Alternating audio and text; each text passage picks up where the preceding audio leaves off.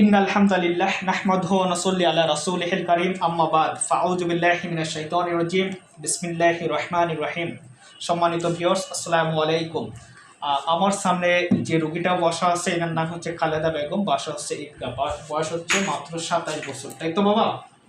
আচ্ছা, উনি আমার এখানে যে সমস্যা নিয়ে এসেছে তার মধ্যে আমরা প্রথমত যেটা পেয়েছি সেটা হচ্ছে ওনার এক্সিলাতে একটা লিম্ফোডেনাপ্যাথি বেসিক্যালি হচ্ছে মূলত হচ্ছে ওনার স্তনের রাইট পাশে মেটাস্ট্যাটিক রয়েছে,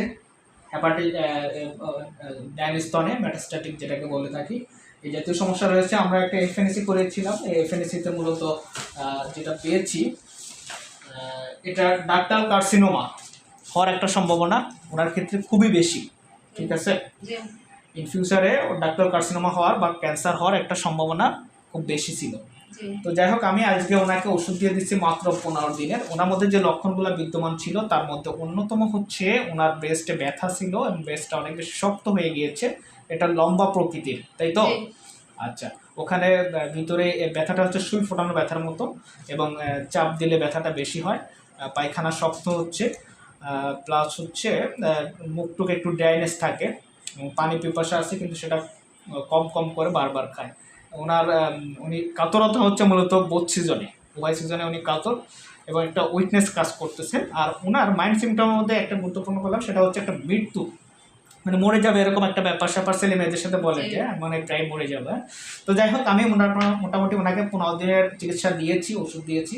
আল্লাহর ইচ্ছায় দেখি 15 দিন পরে কম বেশি কতটুকু কী হয়। আশা রাখি আল্লাহ চাহে তো ওনার যে সিমটমগুলো আছে এগুলো খুব কম সময়ের মধ্যে পরিবর্তন হবে এবং ইনশাল্লাহ এবং ক্লিনিক্যালি পরিবর্তন আসবে যদি উনি সময় নিয়ে একটু ধৈর্য ধরে চিকিৎসা করেন।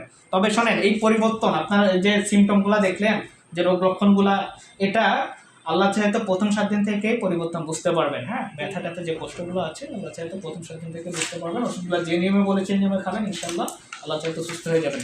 তো আপনাদেরকে রিপোর্টটা একটু দেখাই রাখি। ইতিমধ্যে উনি বিভিন্ন সময় ডাক্তার দেখিয়েছে, বিভিন্ন জায়গায় গিয়েছে, অনেক রিপোর্ট করছে অলরেডি যদিও।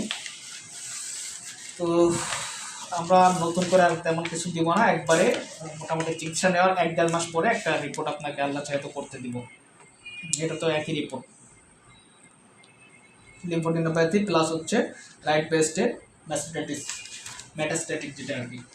তো যাই হোক, ধন্যবাদ আপনাকে আমাকে সহযোগিতা করার জন্য। আপনি কি আমাকে ভিডিও করার অনুমতি দিয়েছেন? জি, ধন্যবাদ আপনাকে আমাকে সহযোগিতা করার জন্য।